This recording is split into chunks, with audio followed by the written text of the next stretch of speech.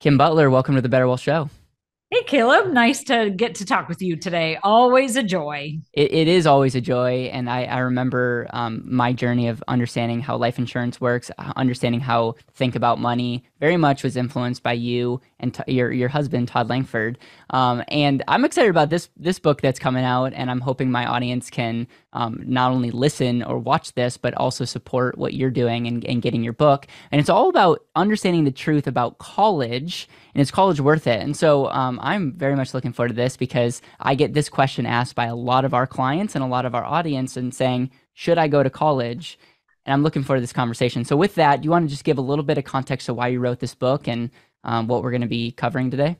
Absolutely. Well, it's fun that you bring up Todd because I will admit to you that the original impetus for the book was to have one more book that demonstrates his truth concepts calculators, which are so valuable, and life insurance agents nationwide use them. So a lot of clients are probably familiar with them. They've maybe seen them, heard them, what have you. And the education calculator didn't really have a book or really anything on it. So we started there, but I love what it evolved into. And it directly addresses the question that your clients and my clients are asking, and our clients' children are asking of all ages. And so I am so excited that we were able to flesh out. It's way beyond a lot of the typical either ways that you can get college paid for material that's out there, or the commentary about college costs and loans and that kind of somewhat negative space, into the land of possibility and opportunity and a whole bunch of very specific ideas that are beneficial for both the parent side of things, no matter how old somebody is parent wise. So it could be grandparent, right? As well as those even junior high, high school, and college age kids that are thinking about this and their own situation. So I will admit that I have maybe a little bit more of a negative outlook on college and get frustrated to see some of the things coming out of college and the amount of money that's being spent. And we talk about opportunity costs. I also think there's an opportunity cost on time. Before we jump in, what is your overall outlook and view of this, maybe before and after writing this book? And then we can go into maybe the framework and some of the other fun calculations. And then I would also love, regardless of what you think about college, if you are going to go to college, what are some great financial strategies that can help it be more affordable? Absolutely. Well, my perspective has for a long, long time been that some people absolutely should go to college and some people should not. And then there's everywhere in between. And over time, as I have witnessed what paying for college can do to families financially, not only the student, but the parent, it is a very sad story. And so, again, I'll reiterate, yes, absolutely. Some people should go to college. And so then you have to figure out, well, how does a particular family handle the cost of college? But also, and this is in the book, how can a child and the parents work together to reduce that cost of college? And we have a litany of resources in the book for ideas that help that particular situation and get those college costs down so that it's not burdensome.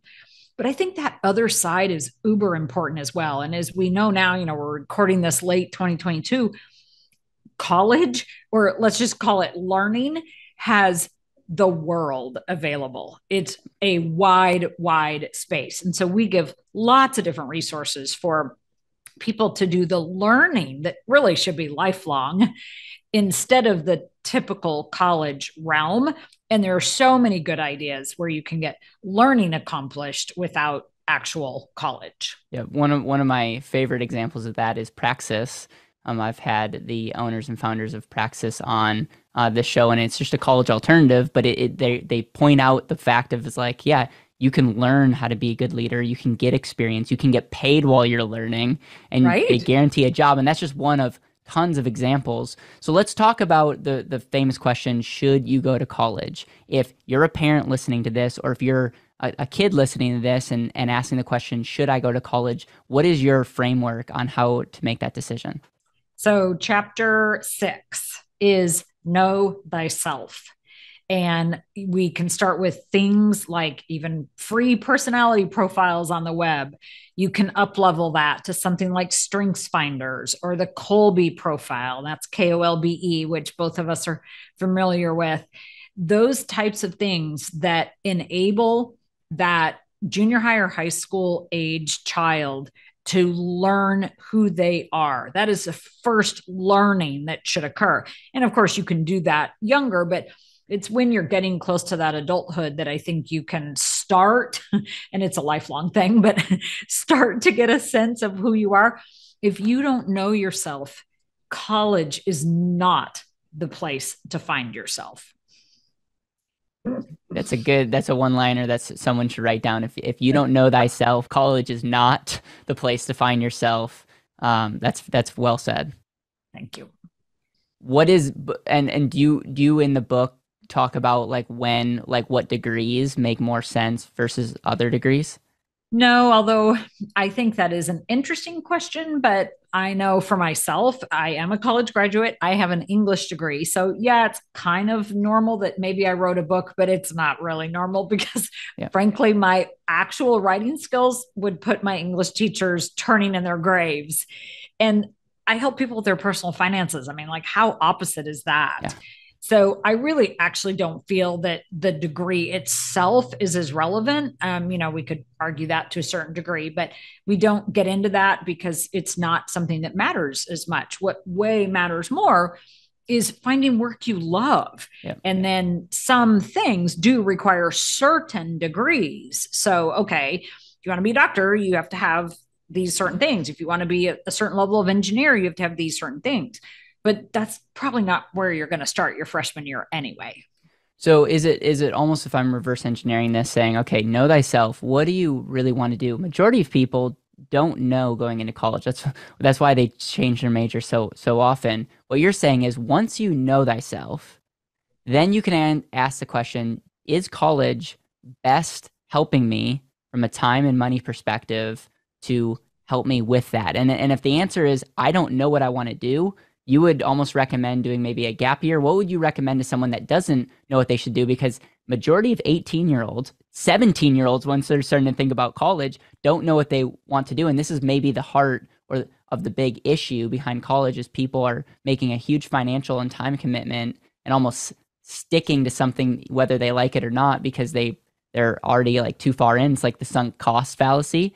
So is that the framework, is like getting really clear on where you want to go and then answering the question, is college, this degree, the best use of time and money to help me get there? So I like how you've jumped ahead, and yet, in a way, no, that's not the framework because, as you well know, an 18-year-old really can't answer that question. Right. Now, some can, some have a sense, and you can maybe get in the ballpark with some. Okay, great. But for everybody else, I don't think people can really answer that question until they're well into their 30s. Yep.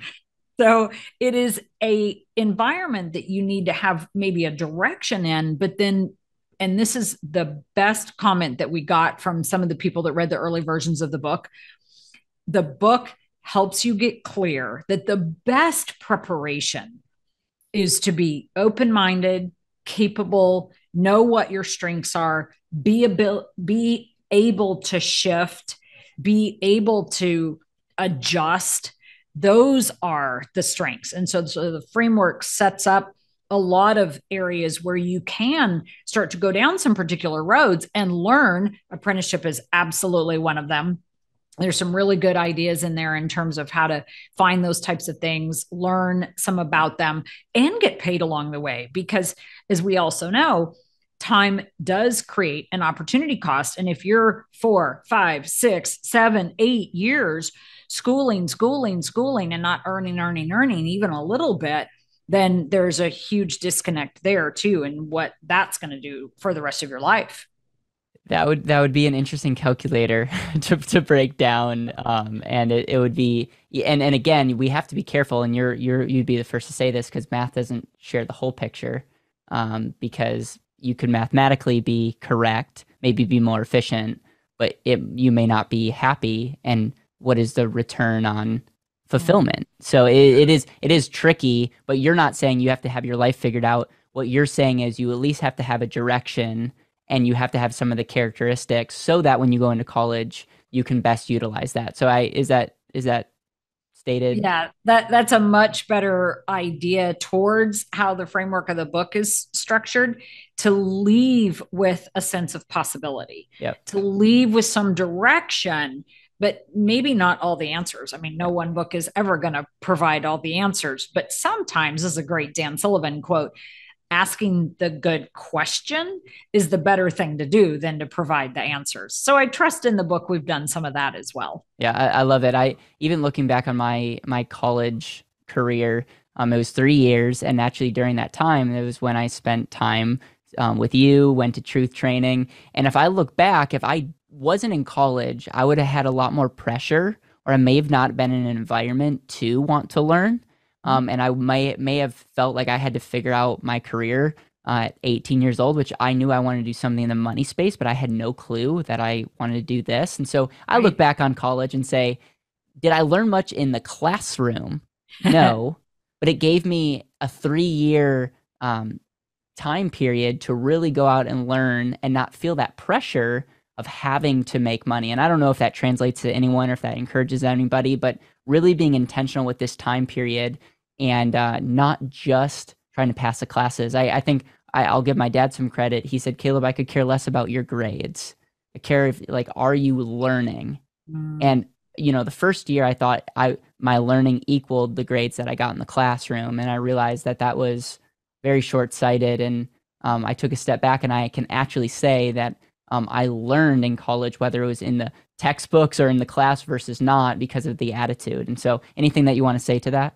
Attitude is so critical. Mindset, another word that's certainly on the lexicon these days. And it is something that we can learn to adopt a different mindset. If the mindset or the attitude that we have is not serving us, we can figure out a way to adopt a different one. And so I think it's really valuable for kids of all ages, well on up into their hundreds, right? Everybody, there's good about being a kid all your life and being able to shift mindsets. And this is a skill that we want to learn, just like all the other things that we can learn. And with the amazing resources of the internet today, you can learn any of those types of skills, especially ones that are not physically related, using our hands or something.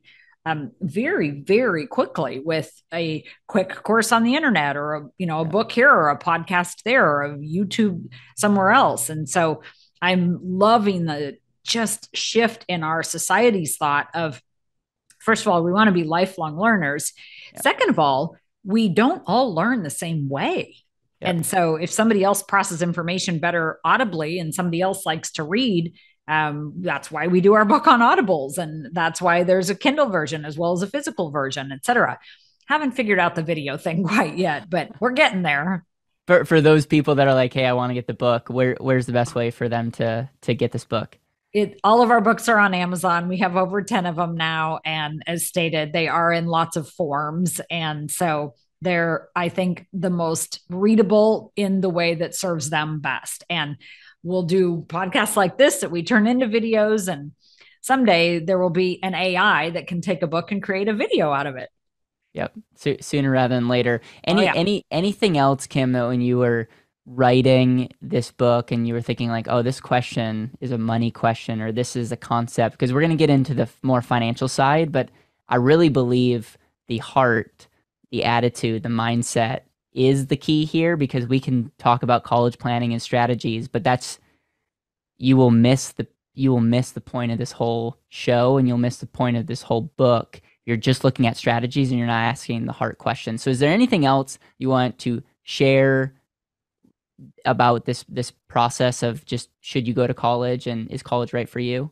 Well, I think I'll broaden the landscape in identifying that lifelong learner thing that we've Yeah. touched on a bit, because there are a lot of people right now that are needing to shift their work environment. And it's a do I go back to college question, right? It's the same question that the 17, 18-year-old is dealing with, or the 22, 3, 4-year old that's, maybe come back from the military or has done a gap year or what have you. And now they're ready to make that next decision. So I'm grateful that we were able to write the book in a way that I feel would benefit anybody that's really asking the question, what's next? What's next for me? How do I serve? Because I believe we're all put on earth to serve, and it's something that we should do our entire lives. And so maybe that's a 50-year-old that's needing to retool for the marketplace. Maybe it's an 80-year-old that was, quote, retired and now is feeling like they want to provide some service again, provide value so that they can get paid or not, but provide value. Where do they go? And so I believe that the book even addresses those perspectives as well and really gets them thinking and gives them some confidence and some specific steps to take. If you want to be an entrepreneur, do you think it's crazy to go to school to be an entrepreneur? Probably. I think you'd do better with the apprenticeship environment and learning and getting results and failing and Yep. learning some more. Again, there's some entrepreneurial oriented companies that are going to need the Right. specificity of an engineering degree or what have you. But um, I'm sure there are some colleges, so let's not Yeah. lump them all Yeah. together.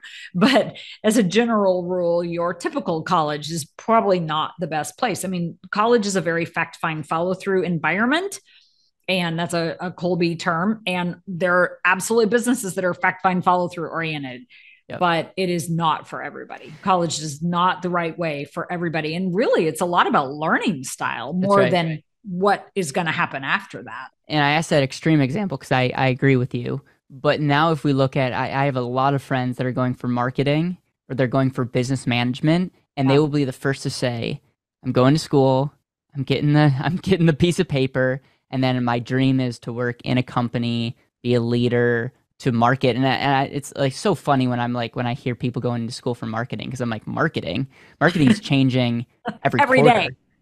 And so you're reading this book. Yeah, yeah, I'm glad you know the SWOT analysis. Like, I'm love that, but it's like there's so many things that are changing. What do you say about that? Because I understand both sides. I totally Yeah. understand the 18, 19 year old that's like, I'm going to go to school because this is going to give me a better opportunity to get a job.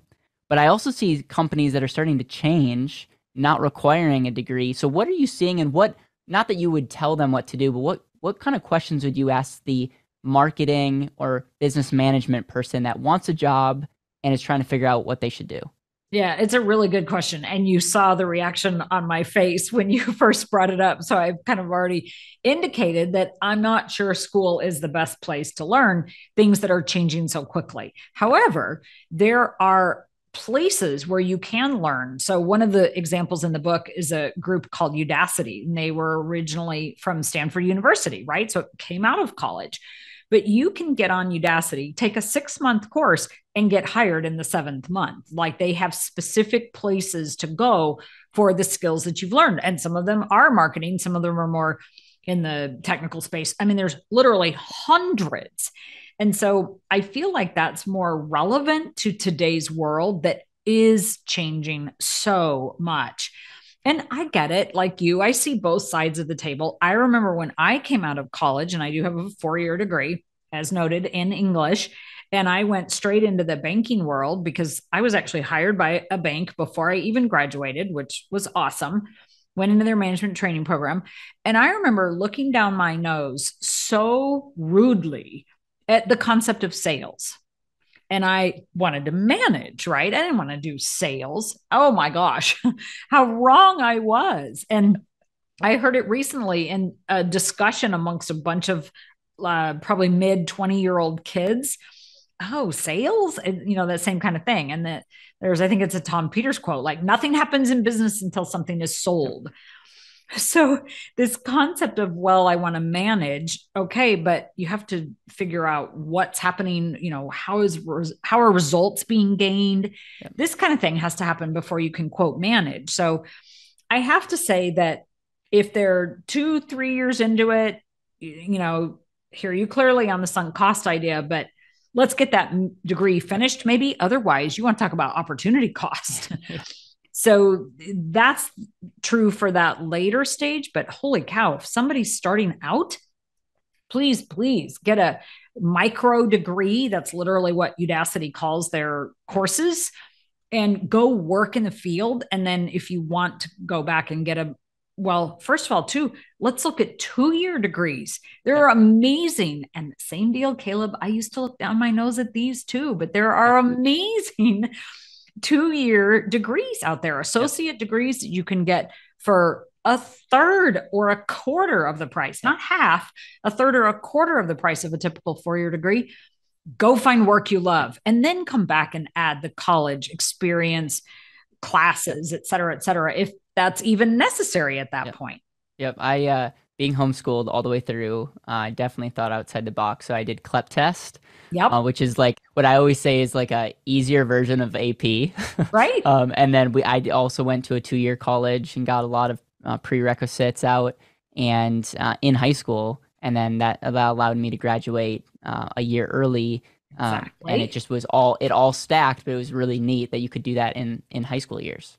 Yeah, we have lots of information in the book on the CLEP test. They're amazing. Love it, love it. All right, let's transition over now to let's put our financial hat on and let's assume number one that college is the right fit for Johnny. Johnny wants to go to school. He's maybe not super clear on what he exactly wants to do, but he's got the right mindset and has decided that college is one of the best environments that can help him go to the next level. It's hard for me to even say that with a straight face, but I'm going to stick with it. And there's so many people that this will be relevant to. Absolutely. What's the next step? So it's like, okay, what is the next step financially to lower the opportunity cost of money? Because I think we could all agree universally that it's just like taxes. If you can get the education with as little money out of pocket, wouldn't that be a win? And I don't want to make that assumption, but that's the assumption I'm going into this.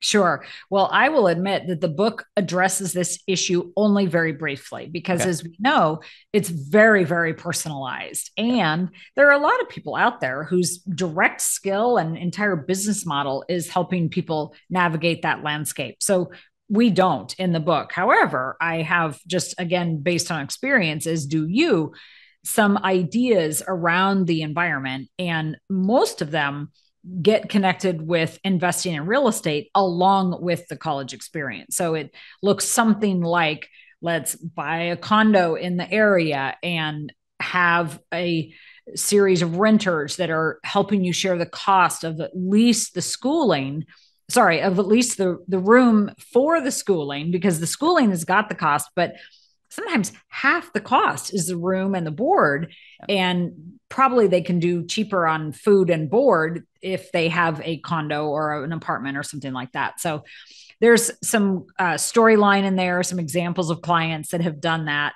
Of course, also life insurance comes up because life insurance can be a protected asset that will enable a parent to maybe not have to pay as much for school, maybe get a little bit more financial resources from whatever, scholarship, grants, loans, et cetera. And we only cover this very, very briefly in the book, but nevertheless, that's a valuable thing that can get looked at and added to as people look at that entire landscape. And then there are some scholarship suggestions and whatnot, but there's so much other information about that out in the marketplace. We chose to Yep.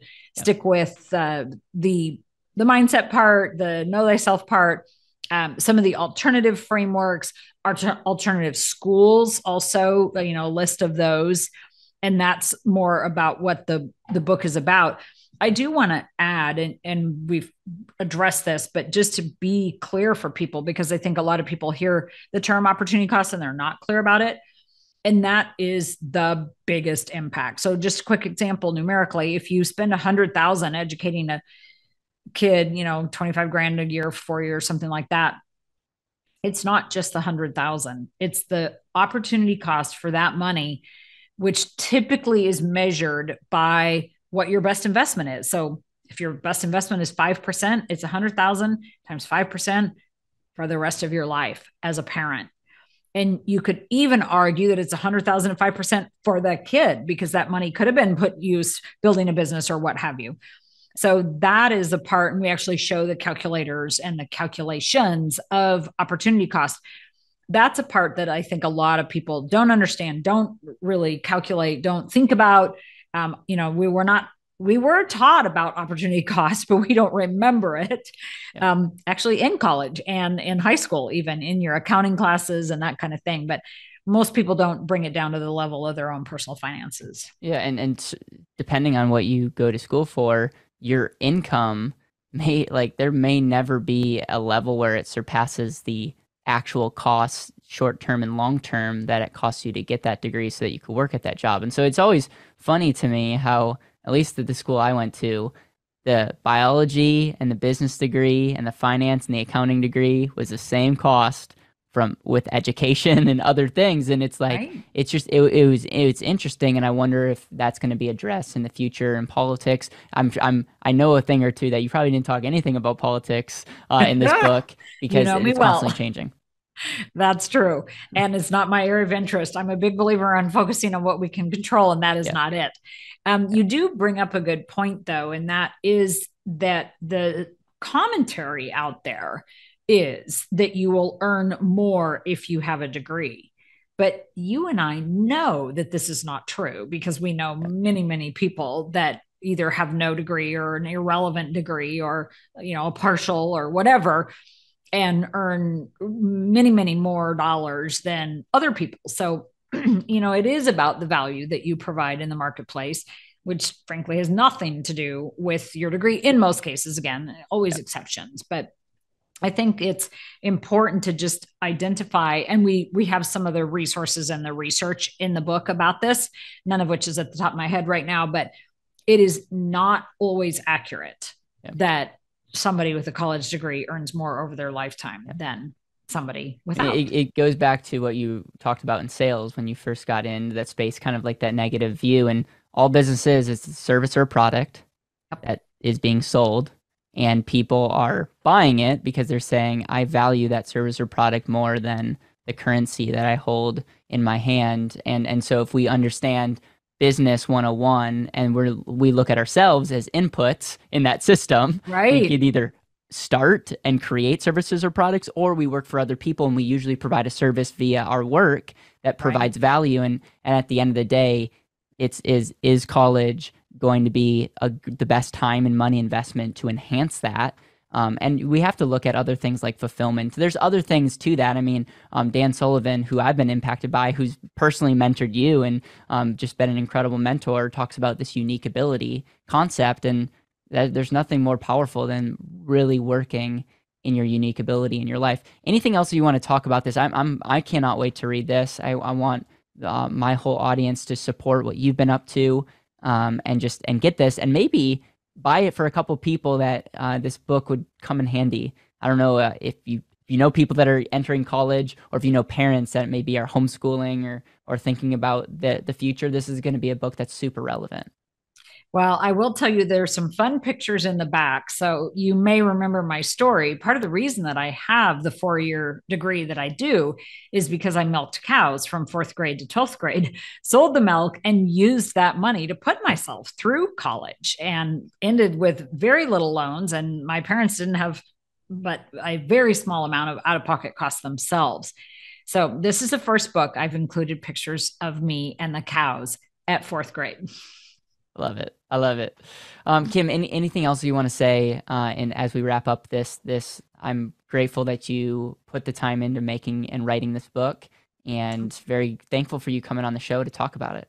Well, thank you. No, I think we've covered the important things, and I'm always grateful to you and your community for being lifelong learners because that's really what it's about.